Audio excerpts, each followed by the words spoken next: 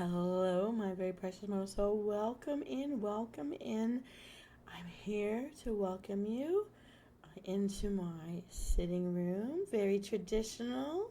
It's customary to offer a guest a beverage, and in some cultures, to give a gift of an orange. Very lucky, very fortunate. You're thinking that umbrella indoors? Really? Well, let me just entertain you with a little mind break, a little bit of Q&A, questions with answers, things you may have wondered once or twice in passing, but never really investigated, and I've done it for you. So this is just a little mind break, a little tuck in and chill, um, grab something to hydrate, and let's begin. I wanted to talk to you about customs. For example, why do we say hello when we answer the telephone? Why do we say hello? Well, the first word used to answer the phone was the nautical greeting ahoy, because the first regular phone system was in the maritime state of Connecticut.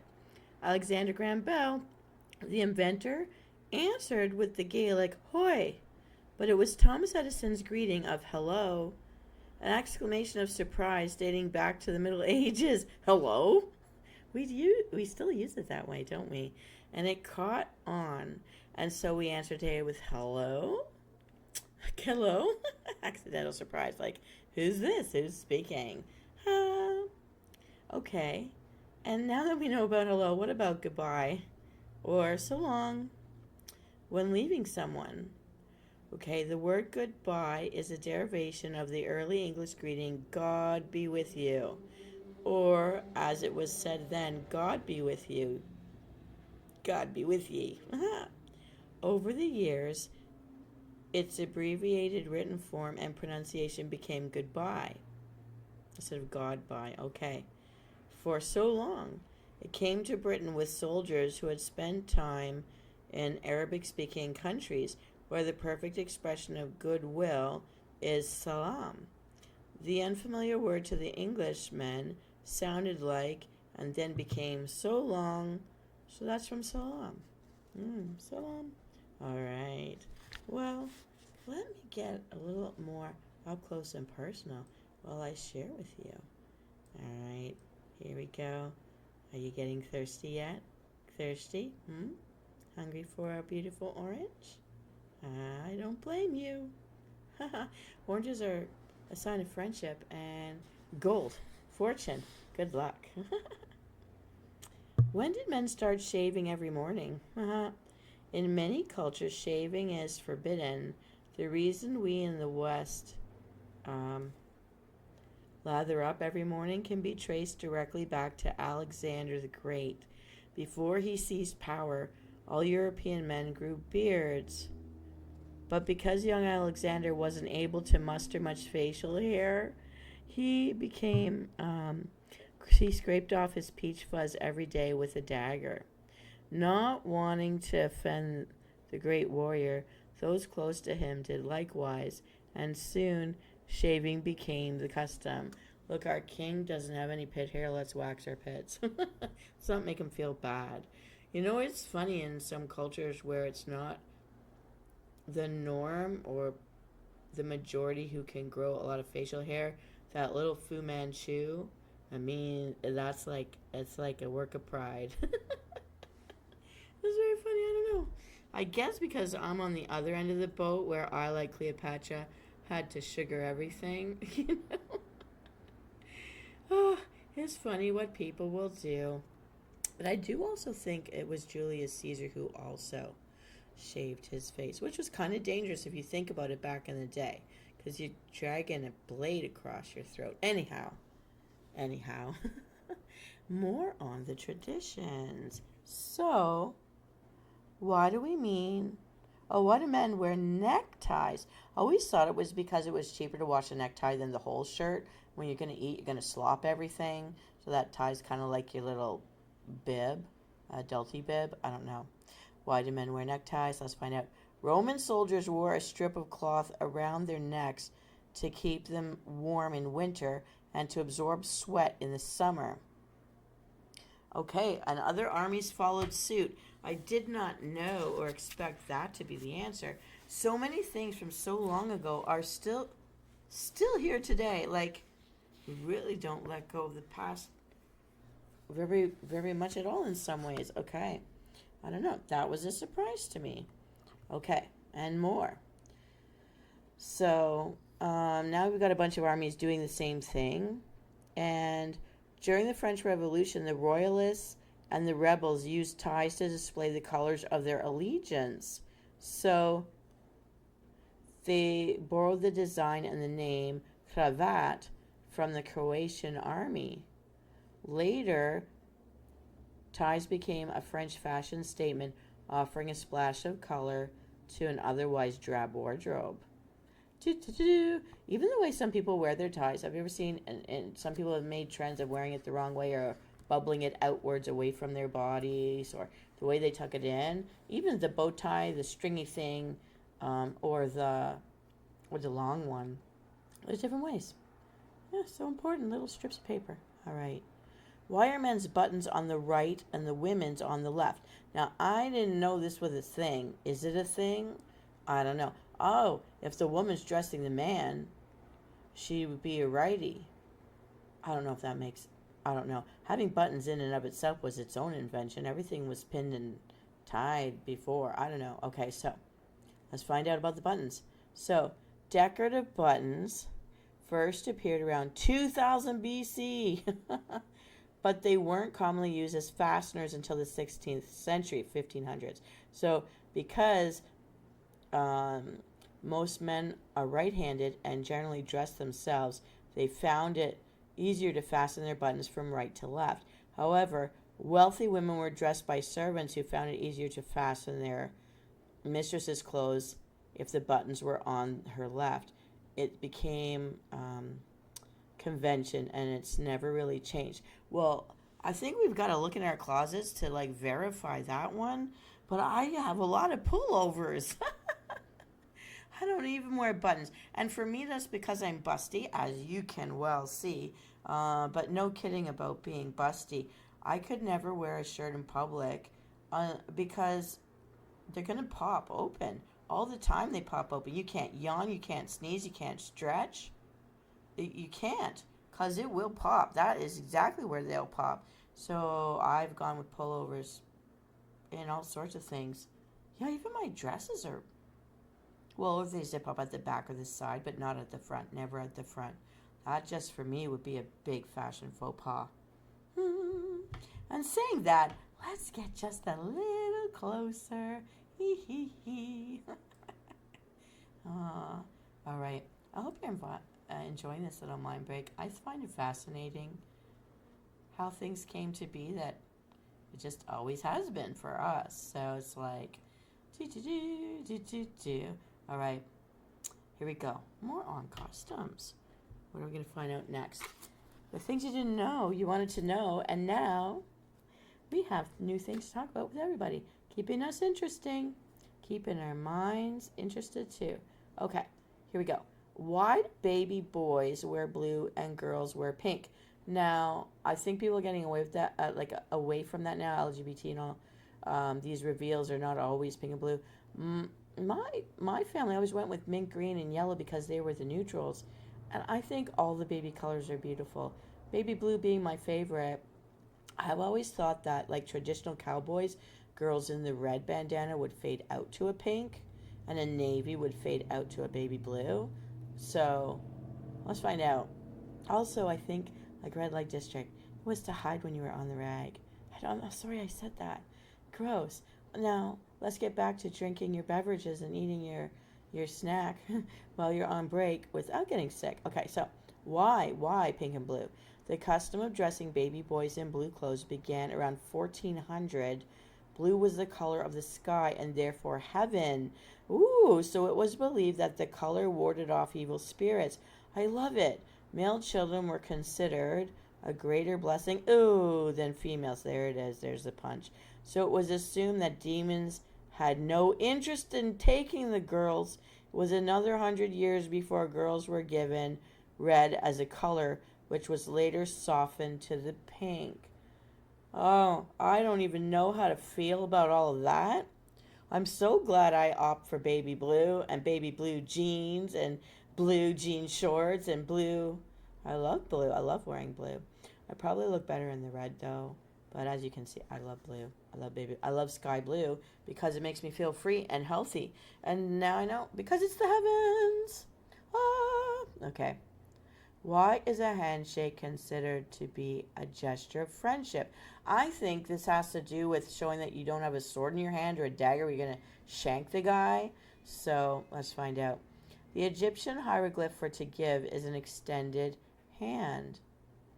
Okay? And that symbol was the inspiration for Michelangelo's famous fresco, The Creation of Adam. Oh, he was inspired by Egypt. That makes so much sense, Renaissance men. They were heading off to Egypt. Which is found on the ceiling of the Sistine Chapel. I have seen this. I have sat there and stared at it. Have you? I hope you get to. Okay. Okay. Oh my goodness. Okay, so Babylonian kings confirmed their authority by annually grasping the hand of a statue of their chief god, Marduk. The handshake is, we know it today, evolved from a custom of Roman soldiers who carry daggers. Why would I think of that on bloodlines? Okay, in the right wristband, they wore. Look at me, and I have gauntlets. Yeah. Okay, they would extend and then grasp each other's weapon's hand as a non-threatening sign of goodwill. Look, it's sheathed. It's sheathed in my wristband. Let's shake on it. See? Didn't stab you. Didn't stab you. Friendship. Okay, I get it. That's awesome. Okay. Next thing. Where did the two-fingered peace sign come from? I've seen this all the time. The gesture of two fingers spread and raised in peace, popularized in the 1960s, is a physical interpretation of the peace symbol, an inverted or upside down Y within a circle, which was designed in 1958 by members of the Anti-Nuclear Direct Action Committee, DAC. Okay. The inverted Y is a combination of the maritime semaphore signals for North and N and D, which stood for nuclear disarmament. The peace sign is saying disarm the nukes. When we wish each other peace, disarm the nukes. Let's not blow each other up, people. Peace. Disarm the nukes. I didn't know this. I don't know if my parents knew this. But I'm glad that I know that now. Peace symbol, disarm the nukes. I love knowing that. Okay. Now, I'm feeling so many feels. I've got to get in closer. I'm going to bring you. I'm not going to see that. I'm going to bring that over here. We're going to I just want to get closer. A little bit closer. Chains of you make it more interesting for you. Oh, there's a little bit of oranges there. A little bit of oranges. All right. Well, okay. I guess I'm gonna do this. I'll just come closer this way. Can't really see my beautiful bouquet in the window anymore. But whatever. Can we do that? We'll do that. We don't need to see the lamp. Let's brighten this baby up. All right. Just a few more little fun facts to brighten your day. Just a tiny little mind break. And new things to say to new people when you walk away from me. Yeah, you're welcome. All right, here we go. Things we didn't know we wanted to know. We've got questions with answers. All right. Okay. Where did the rude Anglo-Saxon one-fingered salute come from? I'm going to tell you. Julius Caesar used that bird symbol. People clearly understood that gesture way back when. I'm guessing they learned it from their occupiers. Let's see. When the outnumbered English faced the French at the Battle of Agincourt, they were armed with a relatively new weapon, the longbow. The French were so amused that they vowed to cut off the middle finger of each British archer. When the longbows won the day, the English jeered the retreating French by raising that middle finger in a gesture that still means, among other things, in your face. So, like, you wanted to cut this off? Yeah, here it is. Here it is. Running, run. You wanted to cut this off? Oh my god, that's so funny. Oh, because the middle finger was needed to pull back that longbow, the arrow, on this string. I am so sorry about my neighbors. How rude. Okay, we're almost done, but here we go. Why do Christians place their hands together in prayer? I happen to know that the pretzel, you know how it's round and then the two ends come up and crisscross? That's meant to be a child praying, like their bedtime custom. Okay, but anyways, the original gesture of Christian prayer was spreading the arms and hands heavenward. There's no mention anywhere in the Bible of joining hands in prayer, and that custom didn't surface in the church until the 9th century, so 800s AD. In Roman times, a man would place his hands together as an offer of submission that meant, I surrender. Here are my hands ready to be bound or shackled. Ooh! Christianity accepted the gesture as a symbol of offering total obedience or submission to God. That's interesting. That's interesting that that's what that meant. I always thought it was like the temple, like the antenna guiding him down to where you are, making your prayers so they hear them, like setting them up like an antenna. But I was a child. When, people have antennas on things and you have to aim them up at the sky in different positions so your channel comes through. Get that reception. Where's that aluminum foil? Get up on that roof. I think the biggest regret is a lot of people took those antenna towers down thinking, we're in the modern age, and then realizing when you have Wi-Fi issues and tower problems and service weaknesses that you still would at least want to have one channel coming through solidly, which still happens if you've got that antenna to catch those local ham radio people. Anyhow, just saying. Okay. Now, I think we have time for one or two more. Little mind break. Why was grace originally a prayer said after a meal? After a meal. Interesting. Today we say grace before a meal in thanksgiving for an abundance of food. But in ancient times, food spoiled quickly, often causing illness or even death. So nomadic tribes experimenting with unfamiliar plants were very often poisoned.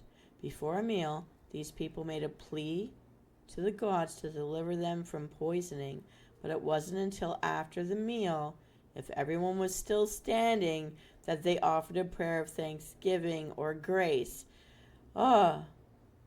Everybody still breathing? Hallelujah!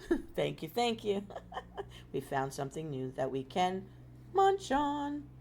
And actually, no joke at all, but I do know of some northern Inuit groups that if they were of the Catholic persuasion or Christian, they might think that certain food sources in their region in the north where you can't grow things, there's no trees, there's no grass blades, there's up there, you could be standing on ice floes and coral rock. If you're lucky that it doesn't melt. And so they were actually starving to death, and other Inuit groups had to travel over. So let's say from Southampton, Ivor, over to Sault or over to Whale Cove, or over, and I have to show them this is safe to eat. You can eat this without dying. It's not poison. It's not blasphemy. Go on, watch me eat it. See, I'm still alive. See, you can eat it. And actually got awards for saving lives up there, some of them. For doing that, keeping each other alive out there. We don't want to get into the history of all that, but yeah. Reparations rightly won. All right. So, that's actually pretty important. All right. Maybe last fact for the day. Why at the end of a profound statement or prayer do Christians, Muslims, and Jews all say amen? The word amen or amen appeared 13 times in the Hebrew Bible and 119 times in the New Testament, as well as in the earliest Muslim writings. The word originated in Egypt around 2500 BC.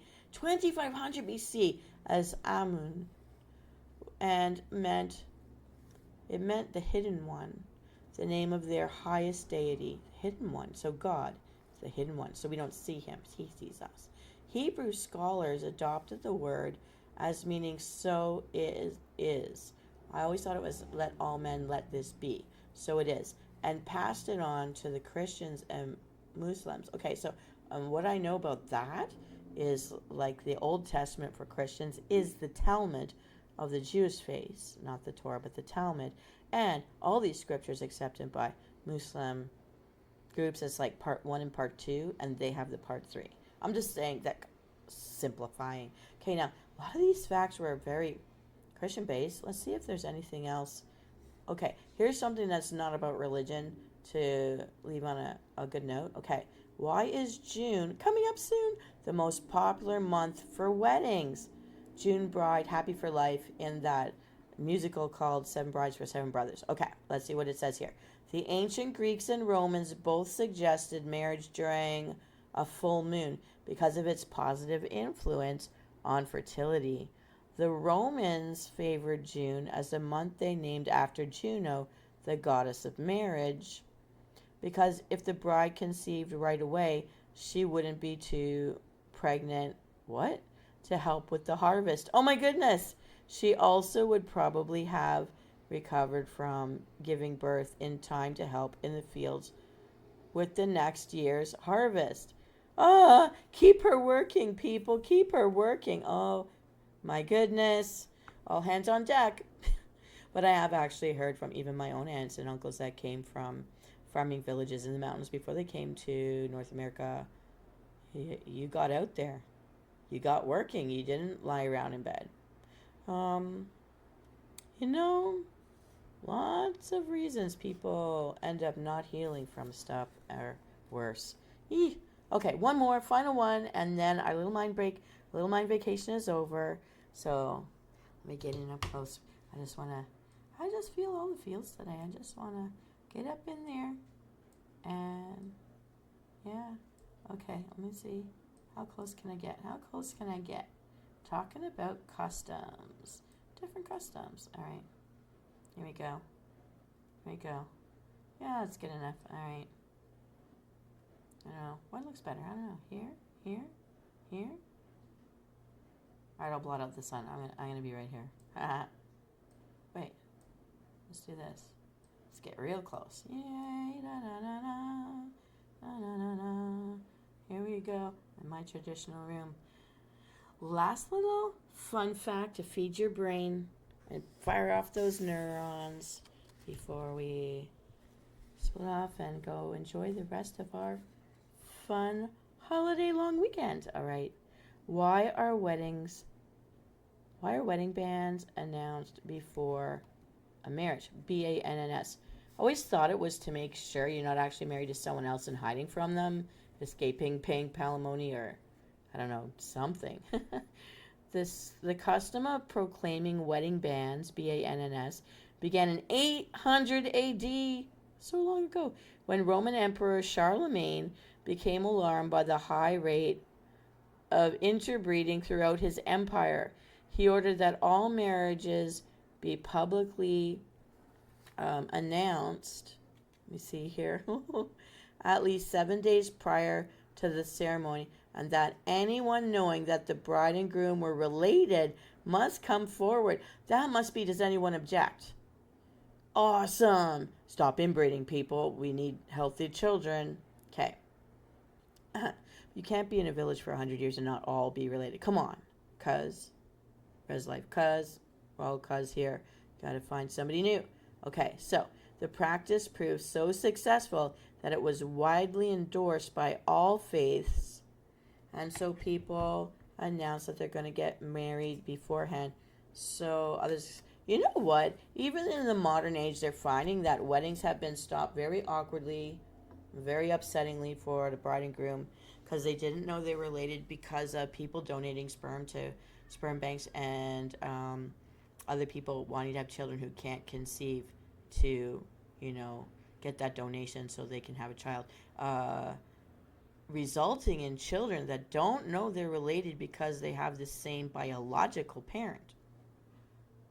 And that's very sad in the modern world of things. So actually, that custom from 1800, 800, 800, 800 is so long ago.